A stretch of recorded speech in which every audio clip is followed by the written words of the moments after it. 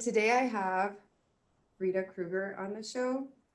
Will you tell us a little bit about yourself, where you're from? Name's Frida. Well, my Derby name is Frida Krueger. My name is Teresita Lopez. I'm from El Paso, Texas, but I currently live in New Orleans, Louisiana. So when did you fall head over skates for roller derby? It was, um, I'm going to say like January, February 2007. I was watching, I moved to Houston. My husband was stationed there in the Coast Guard, and I had two little girls, so I was pretty lonely, didn't know anyone, and we were watching cable television, and Roller Girls from Austin came out, like the reality show that they had back in the day. And my husband's like, check out these chicks. So, I was like, that's pretty cool. He's like, I think you could totally do that, Terry. You should look up. You could probably, and I was like, you know what? You're right. Googled it, found there was two leagues, one close. Houston's huge. So I went to the closer one in the South Side, which I ended up joining South Side Roller Derby. So how was your first date with roller derby? Whether it be your first practice or your first bout or both? Well, the first time I went, I called them and then they're like, come at this time, show up. I mean, I hadn't been in skates since like Roller King. I put on skates. I started like, I can do this. Got gear from the bag, from the stinky bag, borrowed skates. It was a skating rink, so we didn't really have to they had all skates there. Um, Skated and then eventually got drafted. But the next day I was dying. Like I was so sore. I was like, oh my God, this kicks my ass. Do I want to do this? Like I was all like, my legs hurt, everything. It was just, I was in so much pain. But you know what? It was good pain because I loved it. And then I eventually got drafted. How did your first bout go? First bout, it was good. I mean, I was a blocker. My kids were there. They were cheering me on. I have pictures of that. And it was, and you know what? The first bout, which was crazy, like I was still trying to be all chingona and stuff, skating and everything. And then all of a sudden I just see through the corner of my eye, like I'm on like not through the corner of my eye, but like I see some movement. I see my husband leaving and he takes off with one of my kids because they're little. Wow. I was kind of distracted because my kid ended up getting sick that day. So he leaves, so I'm just distracted. But you know what? It was still a great experience regardless, but that's my memory of my first bout. So. And how does derby make you feel? Like when you would go out there and be Frida Krueger. Were you always Frida Krueger? No, and when I was in Houston, my name's Teresita, so I was Terrorcita, like terrorcita. I didn't really feel it, you know what I mean? I kind of, once I ended up already being that name, I was like, I'm gonna change my name next season, but then we find out we're moving. So we find out we're moving to El Paso, and that's when I ended up changing my name to Frida Krueger, because I love Frida Kahlo, and then Freddy Krueger's scary, so I thought it was gonna be scary. It made me feel like a badass, like I was a badass mom, even though you're still in mom mode and stuff, but when you're in the track, you're Frida, you're Harley, you're somebody totally different. You just feel like you're not, you let all your frustrations out, you're having a good time with your friends, shoving, hitting each other, and just, enjoying with people watching you, like you see the crowd there. It's just, it's a great feeling. It's a great feeling. It definitely shows you what you're made of. If you didn't know, if you don't have that confidence, if you don't feel like you're a strong person, it doesn't matter your size, it's an asset. I've talked about that before, so you don't know. I know when I went to Derby, I sometimes didn't feel respected at work. I'd have a bad day. I didn't feel respected at home. But when I went to roller derby and I was running practice and I was captain of my team and I did good things on the track, I felt like I was an asset. I had respect from my other, teammates, and we respected each other, and that was something that I think I was lacking. And I felt stronger, and I felt like I liked being Harley.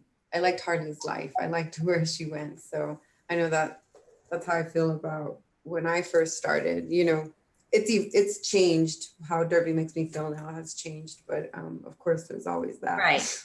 It's just like you Um, feel this um like where you can get away from whatever's happening in your house, whatever. Even though that day my kid was sick, but but once I started in El Paso, it was just great just being there, and you get like the nervousness the day of the bout day, you feel like throwing up or like something's going on, like but you know what?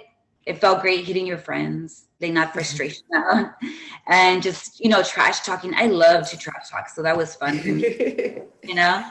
I always felt like I had to pee.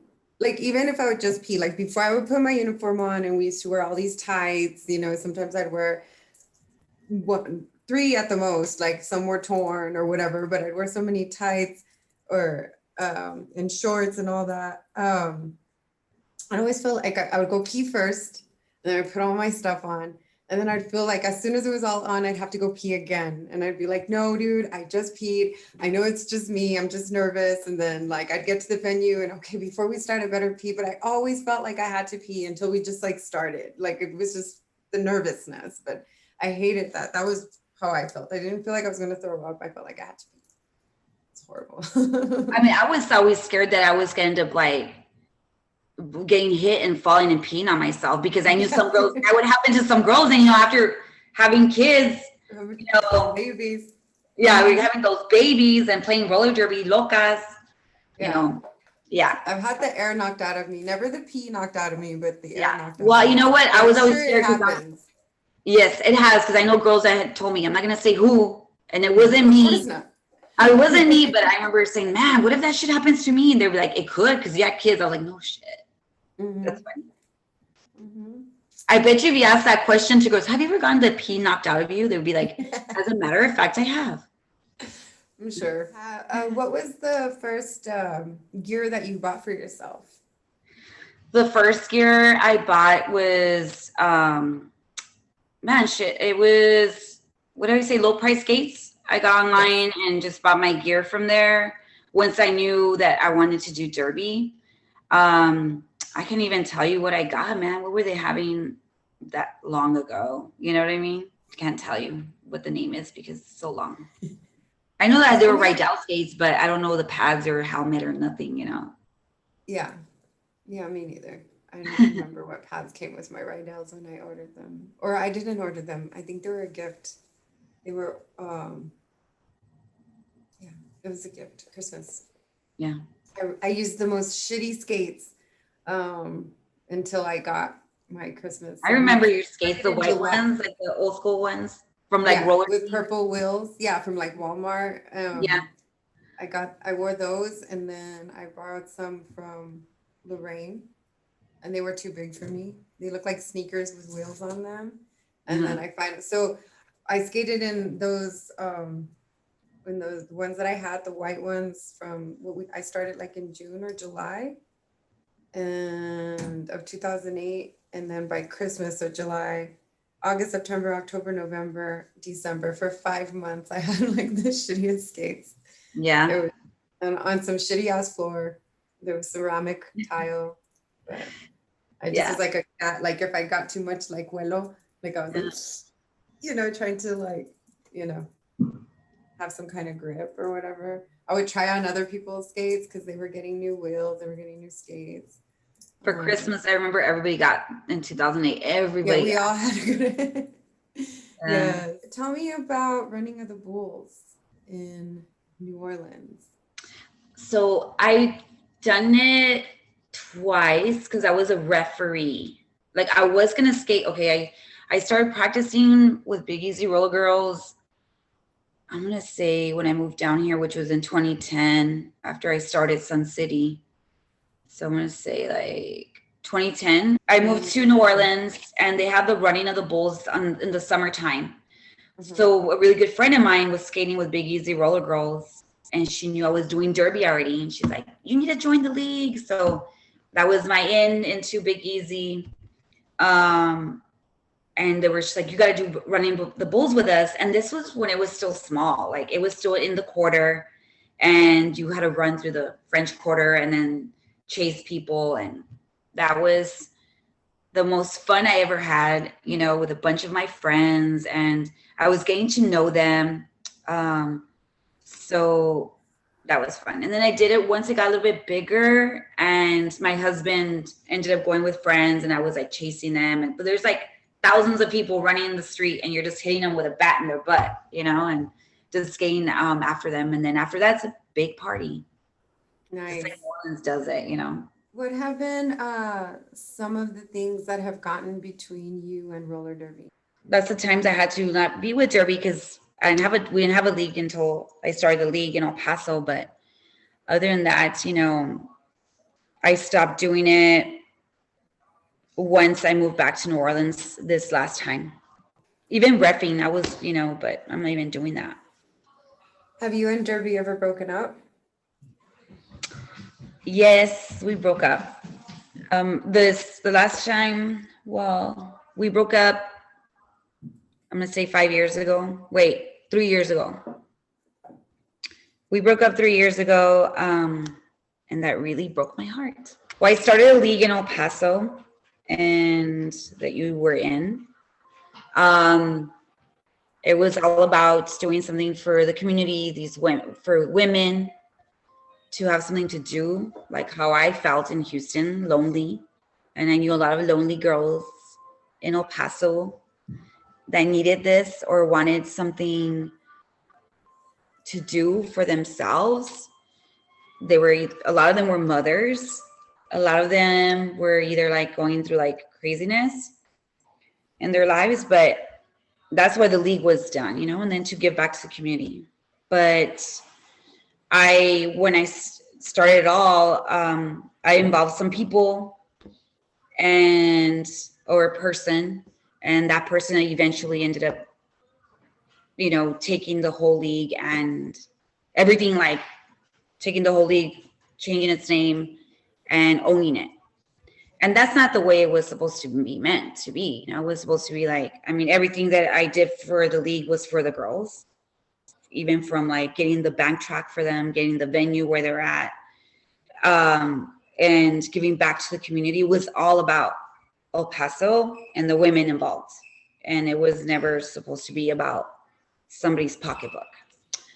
And that really hurt me, because I trusted that person so much. And I'm sure a lot of women, she broke a lot of people's hearts, actually. She's a heartbreaker, and that's how, and that's since then I haven't done anything with Derby. It's just a shame, but I was saying when my husband came back after his last station, that would probably go back and ref for Big Easy. My kids are so busy with sports and other things. They're in high school, but I just don't have the time or the commitment for them. It does take a big chunk of our time to do roller derby. What was your best derby moment? My best derby moment, like one that I'll even say it again, was we ended up getting this new venue, and my old boss helped me get one of the biggest venues like in El Paso, and we start our second season with Sun City Roller Girls, and we're at the Coliseum, and we have 3,000 people there. I go down to like the locker room, like where the girls are getting ready, and I'm like, look, I'm getting goosebumps again just thinking about it. Look can you see them? She's saying again because we recorded this interview, but it wasn't recording. So that's why she keeps saying it again. So, but it still does it to me. I remember going to the locker room and telling the girls, there's 3,000 people to see you. I didn't skate that day because I was trying to make sure it was our first time at that big place, that everything ran smoothly. And I was like, there's 3,000 people here to see you guys. And they were like, what? It was just this amazing feeling. They were so happy. I was happy. The people and the crowd were happy. It was just, the energy in there was great. And then plus, we would give back to the community. It was just an amazing day for me and for everybody else. It was the best experience and the best feeling. What was your worst derby moment? Well, the worst, like, I guess not, having something that you started, not being part of it anymore. The league changing its name, and now it's like for profit for someone, which was never. I mean, it broke my heart that day. It broke a lot of girls' hearts too. Especially with the friendships. That they're not there anymore. That's what sucks, because people have different motives. Like, you basically hand them everything to, like, here's this baby, and you have a different motive, a different agenda for it. One of the things that really helped me, because I also, when you brought Derby to El Paso, I fell in love with it, and that's where this all started. I talk about my Derby romance in my book, my Derby romance. But one of the things I remember is you bringing in someone to kind of show us how to do the league right, having a board, captains, all these things. And we had a meeting.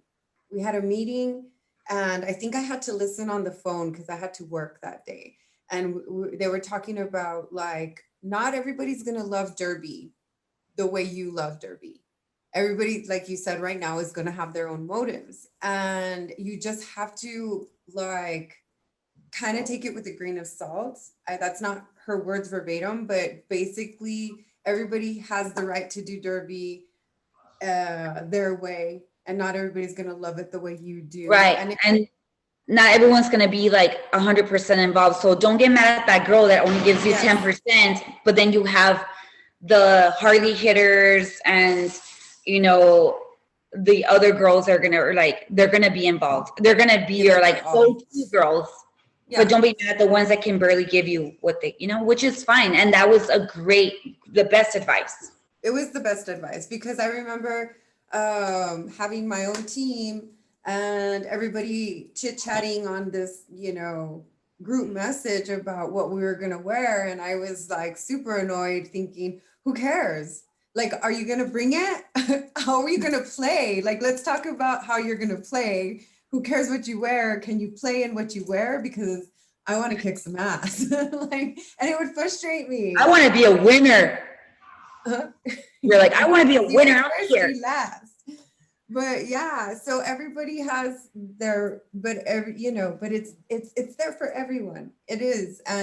And so to me, it wasn't how I looked out there. It was how I performed out there. And for other people, it was how they looked out there. And, so that was one of the things that helped me a lot, is remembering, like, not everybody's gonna see it, for sure, see it or experience it or want it the way that you want it, because there's so many women who are the same. There's so many reasons why we're alike in roller derby, but there's so many reasons why we're not alike. So right. It's a melting pot, right? Have you ever had any derby injuries? I did. A finger, like you. I remember my finger was. I had to get a new wedding. I had to get a new wedding ring. Oh shit! Like, my wedding ring didn't fit me anymore. It was his finger. But my nephew, who also skates or skated, he skated for Austin, and he was our coach. And I was like, Auntie, my finger, blah, blah. And he's like, let me see. He just, like, pulled it, and I'm screaming. He's like, you're fine. Quit being a baby. But my finger was jacked up. It was so messed up that I couldn't fit my ring for the long, like, months. But it was pretty messed up. But now it's like, it's okay. I have my, like, just pretty bad bruises. That's it. That's it, I think. where I've been out for skating, just like those bad, like where you end up hurting your knee with bad scabs and it's hard to skate because your knee's constantly bending. But it was like a big scab. That was horrible. But other than that, it's just my finger. I had more accidents not skating. Yeah. So, yeah, which for being a borracha, but that's it. You know what I mean? Not skating.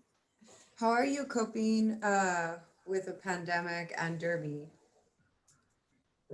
Well, I was hoping to be like, hook up with some of my ref friends and probably go back to refing because that's the only time, I could probably only have that enough time to do that. Because I was hoping once Robert came back that I can start refing, getting involved again, you know, doing derby. But then can't do it because, you know, there's no derby right now. So, do you have any words of encouragement for skaters out there right now who are in the same boat, who were waiting for Derby 2020 and now Derby 2021, that you can share with us? I mean, I think for sure if they can get on their skates and continue, like even if it's by themselves or they're social distancing with friends, but still strap on your skates, stay, you know, keep that endurance going because, you know, it's like with anything, like when you know, you're off season for something, for a sport or for whatever, and you're just like out of touch. But if you continue doing something with it, I mean, it won't come in as hard versus like the first day. You're basically going to go back like the first day you did derby. We're going to be all sore.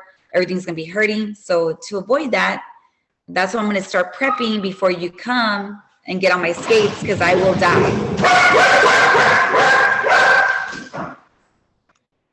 I won't be able to, I'll be really sore. So I kind of want to get rid of the soreness before, and we're going to do it safely. We're going to be skating outside, but still.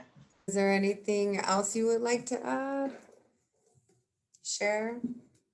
Wow. I'm just so happy that you're doing this and so glad that I have you still in my life and that you're flourishing to now. You're an author, you're doing podcasts, and I just want to tell you congratulations that you're a chingona.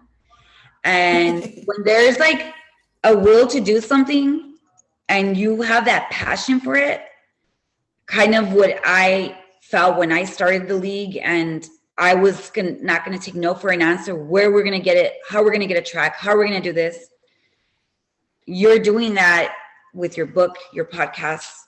Like, you're like, okay, I'm going to do this. You're going to do it, and you're doing it. And I'm so proud of you. And I love you. I love you too. So the short backstory, before Teresita brought Derby to our hometown, I was very depressed. I write about it in my book. I stuck with it every time I left. And Frida would come back into town. I would come back as well. And she, every time that Derby would plateau when it came to our league, even after the split, whenever it would plateau and she'd come back, we would rise, we'd have something different happen. She's an amazing person. She's got advertising on her side. She knows how to sell. She knows how to talk. She has convinced me to do so many things that have scared me, like writing a book and doing a podcast. She just mentioned those things. I didn't know what direction it was going to go in, but universe helped with the rest. And now I have a platform, not just to encourage people with my story, but to have other people tell their stories to encourage other people. So this is amazing to have Frida Krueger on the show. And now you get to meet her and read about her in my book, my Derby romance. If you would like a copy, I sell them locally if you're here in El Paso. If not, I have links down below for my Derby romance, for a poetry book that I came out with before my Derby romance. And we'd like you to stay tuned. We have Freight Train in our next episode, so that will be fun also. That concludes this episode.